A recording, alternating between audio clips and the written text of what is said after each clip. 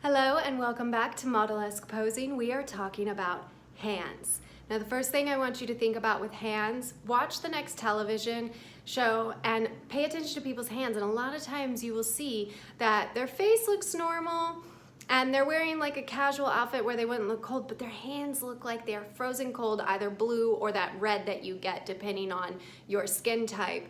And this comes from the hands getting poor circulation, and most sets are freezing cold because the cameras need to be kept cold. And this happens on all modeling sets as well. So we wanna warm up those hands, move them around like this, maybe carry a stress ball, maybe just shake them out, or imagine you have a stress ball. And I love to do this thing. We take our thumb and we touch each finger to our thumb, back and forth. And this is supposed to be good for you even if you're like carrying things and doing things with your fingers. It's just good for like your brain and your muscle memory. So try and do this to warm them up before and during your shoot. Also just to loosen up the muscles, shake them out if they get stiff. Whether your hands are the main attraction or your face is involved, shake them out and make sure they don't get stiff. Now, when we are posing on our body, we want to make sure we are doing very light touching poses. We don't want to be creating any tension by squishing in. Even this is too much squishing in. As you can see, I'm creating a shape and shadows and pressure and tension. And if you're pulling back at all, that's not good either. If we're yanking on the face. So we don't want anything, even on the body, we don't want to be pulling on it or yanking, creating tension. And we also don't want to be very like grabby with it where it looks like it's taking over the whole photo. We want to be very elegant and soft with the hands. They are just leaning and lightly resting on our body. And then you want to watch for the things in the mirror that you may do, or also with that selfie camera on record. Now my one finger, the pointer finger, likes to separate from the rest of the pack. Some people it's the pinky, some people their thumbs do weird things. So pay attention to what your thing is so that way you can be aware of it and you can bring it back in.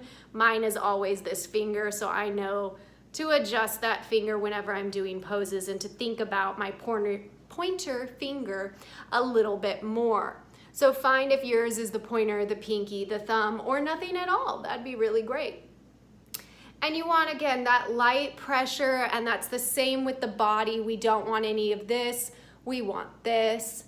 And finally, for the fingers, we do not want this, and we do not want this.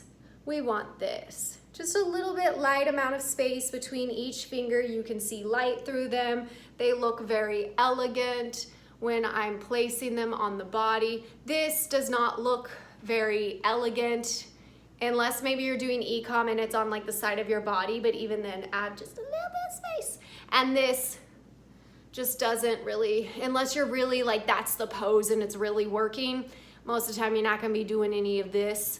So we want this. Now, when you are posing on the face, let's not take over the face with two hands at once. Really, we want one hand. And also, we don't want to go so deep into the face. So instead of going like this, we want to maybe be all the way out here, maybe even more out here. So we're framing the edge of the face rather than being on the face in any way. We're on the edge.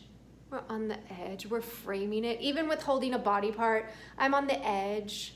I'm not here, I'm here, I'm here, I'm here. I'm framing everything very delicately. Now, if you wanted both hands up here, you'd put one on the cheeks. Again, not covering a lot of the face, not here, more here. And then you would use this wrist as a new prop. So you could put your fingers here. Maybe you would do something like this, but this even is still just a lot going on. So practicing this in the mirror will show you where you can put those hands and how you can pose. Oh, look there, I did it again. So you gotta practice all the time. So you're trying to find those light poses. We're not taking over the face.